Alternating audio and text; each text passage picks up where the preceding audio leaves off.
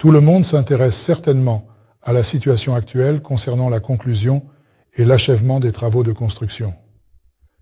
Que puis-je dire? La conclusion n'est pas encore arrivée, mais nous travaillons actuellement, en cours. Comme on dit toujours, il n'y a pas d'argent, mais il faut tenir bon. Mais ce n'est pas comme ça. Nous étions pressés, eh bien, comme nous étions pressés. Nous avons fait tous les efforts possibles pour rédiger ce document et le recevoir avant le Nouvel An, car tout le monde comprenait parfaitement qu'après le Nouvel An, de nouvelles règles et exigences seraient introduites, eh bien, comme cela arrive toujours. Eh bien, tu avais raison. Par conséquent, ce qui a été fait, Gostroy-Nadzor a vérifié, fait des commentaires, et l'un des commentaires s'est avéré très...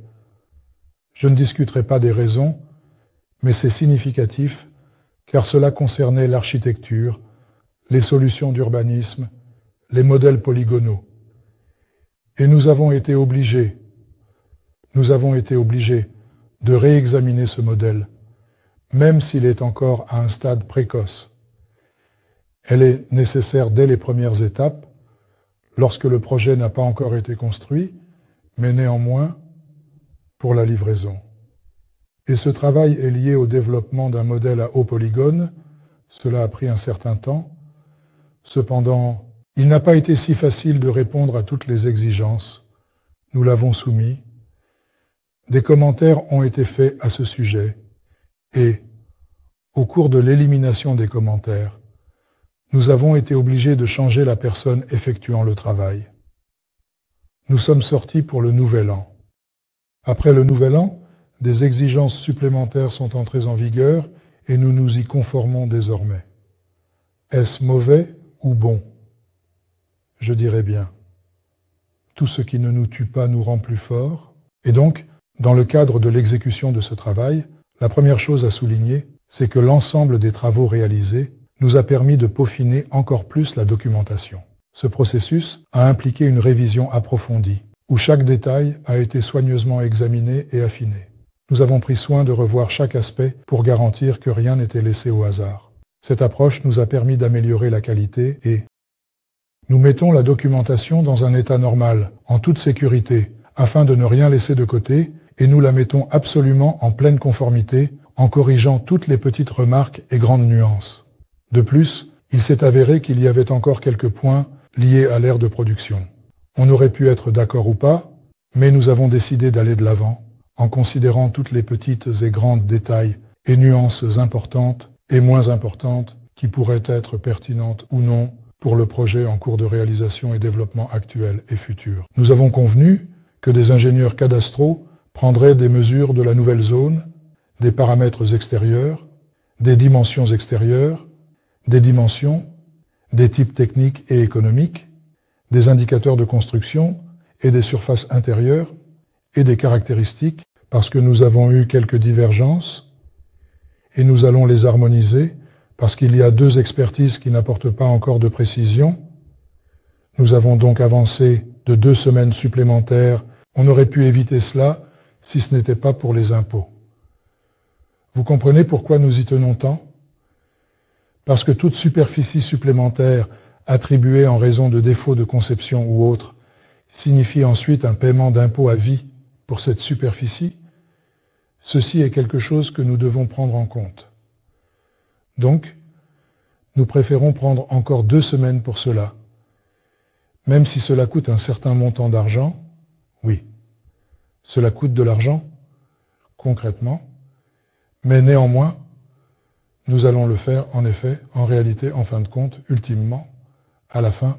En ce qui concerne toutes les questions directement et indirectement liées à Mosgor-Stroj-Nadzor, toutes les remarques et suggestions de la part de Mosgor Architecture et autres parties concernées sont maintenant levées. Et il est extrêmement important de noter que nous travaillons actuellement selon les toutes nouvelles règles, en tenant pleinement compte de toutes les modifications et ajustements nécessaires. Oui, c'est un volume de travail colossal, comme une boule de neige où une chose entraîne une autre. Mais nous acquérons de la compétence. Je dirais tout de suite qu'auparavant, en réalité, personne parmi nos employés, y compris moi, n'avait un tel niveau de compétence en matière de remise d'objets. Par conséquent, si nous parlons du développement ultérieur du projet et de ce que nous avons décrit dans nos plans, toute l'expérience accumulée ne sera pas perdue. Elle sera utilisée. Dans tous les cas, nous connaîtrons déjà ce chemin en tenant compte des exigences modernes. Et ne présumez pas que de tels problèmes ne concernent que nous. Ils concernent certainement tout le monde. Tout le monde a rencontré certaines difficultés en remettant de nombreux projets similaires. Tout le monde y passe. Il faut comprendre que personne ne nous guide par la main dans les bureaux administratifs. Nous nous déplaçons nous-mêmes de manière individuelle et autonome. Oui, nous faisons des demandes, nous consultons, mais nous agissons en tant que citoyens respectueux des lois de la Fédération de Russie, en toute situation possible et imaginable, en pleine conformité avec la législation. Et nous ne demandons rien de plus que ce qu'ils exigent. Nous exécutons clairement toutes ces remarques, nous corrigeons et nous nous conformons aux prescriptions qui nous sont données. C'est pourquoi je demande à tous les participants au projet d'avoir un peu plus de patience. La question est actuellement en cours de résolution. Si l'on parle de l'état actuel et de la perception de l'achèvement de la construction à la fin de l'année, et maintenant ils sont de manière significative différents à ce stade, absolument, les relations entre les employés, la perception et la compréhension de la résolution des problèmes sont complètement différentes. Nous savons quoi faire, comment le faire, et nous le faisons. Les vidéos montraient clairement l'arrivée de la plateforme de transport massive en provenance directe de Chine avec un grand tampon, une machine à tamponner spécialisée pour l'acier électrotechnique. Les gars, nous avons enfin terminé l'étape cruciale avec cet équipement concernant la livraison réussie. L'étape a duré presque un an parce qu'en réalité, à la fin de l'année 23, presque tout était résolu. Puis en 24, des difficultés ont commencé avec les paiements et toutes les autres choses. En fait, ce n'était pas facile du tout. La technique devait arriver avant le Nouvel An. En raison du fait qu'un train, enfin, un camion à 6 essieux, est arrivé récemment, il était en dérapage. Vous avez vu l'état dans lequel il est arrivé. Oui, nous allons devoir nettoyer tout ça maintenant. Nous allons le faire. Nous allons y arriver. Mais ce qui est important, c'est qu'elle est ici. Et qu'est-ce que cela signifie? J'en ai déjà parlé dans le chat numéro 1. Il y a un certain nombre de technologies critiques pour la production en série. En particulier, les meuleuses angulaires, les moteurs d'avion. Parce que l'équipement universel qui est déjà en place et fonctionne dans nos locaux nous permet de réaliser des prototypes de moteurs, de travailler sur les technologies, de peaufiner la conception et de mesurer les paramètres électriques. Mais le coût de cette activité, le prix de revient, est très sérieux. Car si nous traitons une pièce de moyeu d'hélice sur une machine CNC, l'ensemble est affûté pendant plus d'1 heure.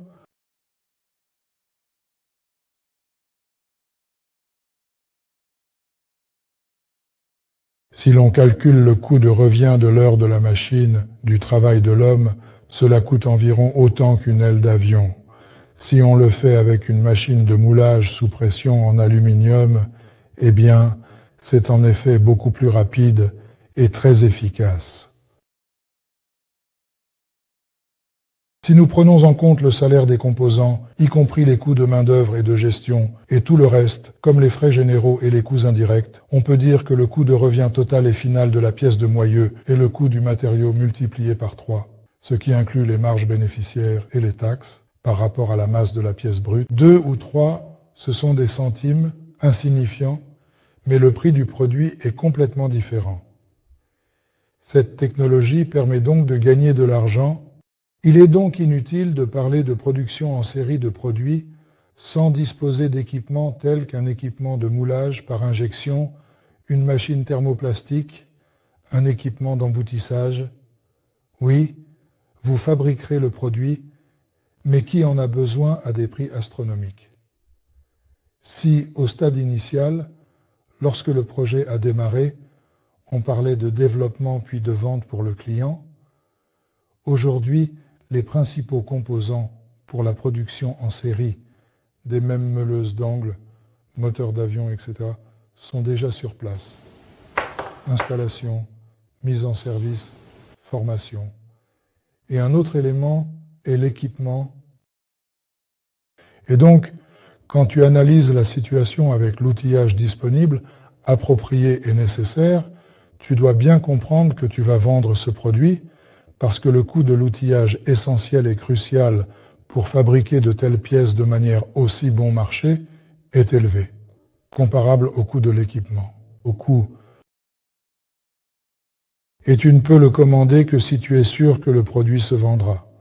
Parce que débourser 5 millions pour un moule de production d'un moyeu de moteur, 3 à 5 millions, avec 60 jours de fabrication en Chine, c'est beaucoup d'argent. Là-bas, c'est moins cher. Il faut comprendre que tu vas vendre ces moteurs.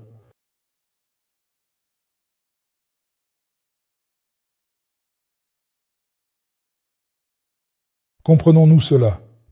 Y a-t-il une demande pour ça? Croyez-moi, il y en a.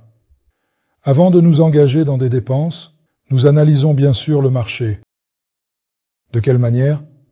De différentes manières, toutes les méthodes disponibles, par exemple. Nous nous intéressons même à l'étude de marché. Oui, en effet, nous obtenons des données, et ces données montrent que les drones sont actuellement en demande. Mais ce marché est vide. Il n'y a pratiquement aucune offre. Récemment, comme vous l'avez vu, nous avons déjà démontré que nos spécialistes ont fabriqué des cartes de base pour le contrôleur, ainsi que des éléments du contrôleur. Maintenant, la vidéo montrait le fonctionnement d'un tour avec un bar feed. Il s'agit d'une ligne automatique où sont actuellement fabriqués des électrodes, les électrodes de sortie du contrôleur. Si vous faites le calcul, c'est également bon marché. Bien que, lorsque la machine à tête d'arbre arrivera, bien sûr, il sera possible de l'utiliser pour les électrodes, ce sera moins cher là-bas, mais dans ce cas, on utilise des barres calibrées et un minimum de traitement mécanique. Le coût de revient de ces électrodes est très intéressant et acceptable. Et à chaque étape, pour chaque pièce, avant d'acheter de l'équipement ou de faire quoi que ce soit, il y a un calcul économique. Et maintenant, avec les producteurs, des programmes spéciaux sont élaborés qui prennent en compte tous les éléments de coût, l'amortissement, l'électricité, l'entretien des bâtiments et des installations. Tout est saisi là-dedans. On calcule le taux horaire de fonctionnement de la machine, l'équipement, les salaires, etc. Et on forme l'ensemble du coût de revient. Des fiches techniques sont également établies pour tout, parce que les moteurs sur Motelioc sont actuellement utilisés. Pratiquement tous les employés, ce que nous mettons en conformité avec tous les travaux qui ont été réalisés. Tout ce qui concerne les matériaux, tout cela est rassemblé et tous ces coûts sont calculés pour établir le coût de revient du développement. Cet développement qui concerne la meuleuse angulaire séparément, le moteur d'avion séparément, le contrôleur séparément. Et nous formons la partie des coûts que nous avons déjà engagés pour la création de ce développement. Nous commençons déjà à comprendre combien tout cela a coûté. Pourquoi cela est-il fait? Et cela se fait parce que tout développement a un prix. Si nous le vendons, c'est une option. La deuxième option, si nous le mettons en production pour nous, si nous le faisons pour nous, alors le développement s'amortit et par conséquent, grâce à l'amortissement de ce développement, nous réduisons la base imposable pour le calcul de l'impôt sur les bénéfices, ce qui est très avantageux pour les investisseurs. Mais le sens, c'est que nous devons, en fait, gagner de l'argent. Oui, nous avons encore beaucoup de travail à faire avec nos drones, super lourds, y compris leur légalisation et certification, Mais cela sera un autre travail, car ils seront de différentes classes destinés à l'agriculture, aux entreprises de transport, pour les minorités, et chacun aura ses propres caractéristiques de conception. L'essentiel, c'est l'entraînement. L'entraînement. Vous avez vu comment était le premier Motelioc et ce qui se fait maintenant. Dans le chat, nous avons partagé des informations. Il y a eu un amortissement introduit. Pourquoi ? Nous avons testé tout ça. Nous avons frappé, vraiment bien frappé. Là-bas, nos ailes se pliaient, les pales s'envolaient. C'était un travail dur, très dur avec tout ça. Et sur la base de cette expérience, nous en sommes arrivés à la conclusion qu'il n'est pas possible de les fabriquer selon les mêmes schémas que ceux utilisés pour les standards. Parce que Baba Yaga, avec une capacité de charge de 30 kg, ce n'est pas du tout adapté, pas du tout pour cet appareil. Pour cela, il faut déjà des exigences complètement différentes, d'autres approches. On ne peut pas y mettre des roues comme sur le Mi-8 ou le K52, car ici, il faut vraiment d'autres méthodes, et ces approches sont développées, formées. Même le fait que nous ayons maintenant complètement intégré le système de propulsion sur la console, y compris la batterie, c'est le résultat des tests, parce que lorsque nous avons tout déplacé vers la périphérie, nous n'avons pas besoin de faire un châssis aussi rigide. Le châssis est nécessaire principalement pour la charge utile. En ce qui concerne les charges d'impact, quand il atterrit comme ça, cela a aussi été pris en compte, amorti directement pour cela. C'est le concept. Oui, il y a encore des choses à peaufiner, parce que nous avons fabriqué des cadres de différentes conceptions, nous avons essayé, observé, et il est clair qu'il faut faire quelques ajustements. Oui, c'est clair, mais cela sera fait. Tout cela a été pris en compte. Maintenant, nous avons fait cela correctement au milieu, parce que c'est pratique pour nous d'y placer la charge en vrac, afin de ne pas avoir à suspendre en dessous. C'est pour les tests. Ensuite, tout cela sera direct. On peut déjà voir sur les photos où seront les suspensions, où les suspensions sont possibles. Différentes charges, selon différentes configurations. Tout cela est actuellement en cours de travail. Mais le plus important, collègues, c'est la production en série de machines électriques, la production en série de contrôleurs, et le vol. Sans compter la meuleuse angulaire et tout ça. En fait, dès que la formation de la section de production de disques et de meuleuse d'angle sera terminée, la question se posera d'autre part. L'élargissement de la production. Parce qu'une ou deux machines, une thermoplastique, une machine de coulée, ce n'est pas une production en série, c'est une production à petite échelle. Il faudra créer un sous-marché de production. Mais ce sera beaucoup plus facile à faire parce que, premièrement, nous savons déjà quel équipement il nous faut, nous connaissons les prix, nous savons d'où cela vient. La logistique est établie et avec des fonds appropriés, nous pouvons commander cet équipement dans la configuration nécessaire pour le volume requis. Deuxièmement, avec ces lignes qui seront créées, la société Sauvelmash peut en effet certainement devenir cofondatrice de la nouvelle entreprise Spetsovmash dans l'intérêt de tous les investisseurs. Et ainsi, les investisseurs de la première étape et de la dernière en tireront profit de manière significative. Pourquoi pas ? Pourquoi pas ? Et cela multiplie tout. C'est réel ? C'est réel. Cela devient déjà une réalité, les gars. Donc, nous devons mener à bien ce projet et respecter tous les engagements qui y sont liés et le mettre en marche. Et nous avons déjà établi et continuons à établir les conditions de base pour l'expansion de certaines nouvelles productions. En fin de compte, que va faire l'entreprise ? Développer des projets de 50 millions de dollars ou des moteurs pour drones ? Avant, vous ne parliez que de projets. Et maintenant, il n'en est plus question. Vous avez tort parce que j'ai justement expliqué aujourd'hui comment se forme le coût d'un projet. Au tout début, j'ai dit « Nous formons le coût du projet, le coût de revient, à quel prix nous serons prêts à vendre, nous allons négocier. » Et rappelez-vous, j'ai dit ce que signifie un projet. Ce ne sont pas des papiers et des dessins, c'est une ligne capable de produire un produit. Nous vendons au client un bouton, il appuie, le produit sort.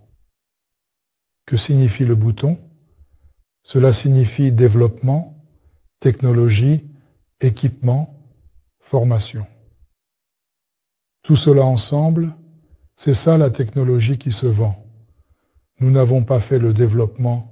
Nous l'avons fait, nous sommes bien prêts à la vendre. Facile, mais plus tard. Plus tard, la personne doit montrer. Appuyez sur le bouton, il l'a reçu. Cela coûte cher que vous le vendez au prix que vous voulez. Je me demande s'il y a une demande pour le développement, pour la mise en place de la production et la création d'usines, ou si l'intérêt se porte uniquement sur l'acquisition de produits finis. Alors, chers collègues, je l'ai déjà dit, tant qu'il n'y a pas de bouton, il n'y a rien à dire. Il y a des demandes.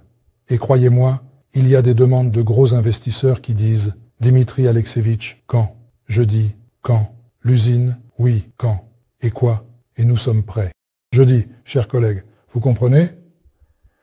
Voici le système que nous avons créé, oui, tous ensemble avec vous, qui, grâce au grand nombre d'investisseurs, assure la stabilité du projet. Il a été créé, il fonctionne, mais faisons en sorte d'arriver à un projet de base concret qui, à notre avis, garantira la stabilité de cette affaire, qui est très important. Ensuite, nous avancerons, parce que si on court après 2 lièvres, ce qui est crucial, on n'attrape rien, faisons-le. Comme convenu, nous lançons toute la production, nous formons des immobilisations. Avant cela, ZOS, une conclusion sur l'achèvement de la construction, un permis de mise en service. Ensuite, nous transférons le statut d'un projet de construction inachevé à un projet de construction terminé. Nous achetons le terrain, faisons une évaluation commerciale, introduisons tous ces actifs corporels et incorporels dans les actifs fixes, réorganisons en société par action, lançons le programme complet, travaillons comme nous l'avions envisagé dans le projet. Nous continuons à prendre d'autres mesures, car après cela, nous devrons transférer des actions en actions. Nous réaliserons tout cela et avancerons. Mais quand nous y arriverons, il sera clair que les principales dispositions sont en place. Et si cela ne nuit pas à Sovmach, nous avancerons. Parce que j'ai déjà dit que je travaille sur les documents, ce n'est pas seulement une charte, c'est aussi un plan d'affaires et d'économie. Tout cela est très calculé.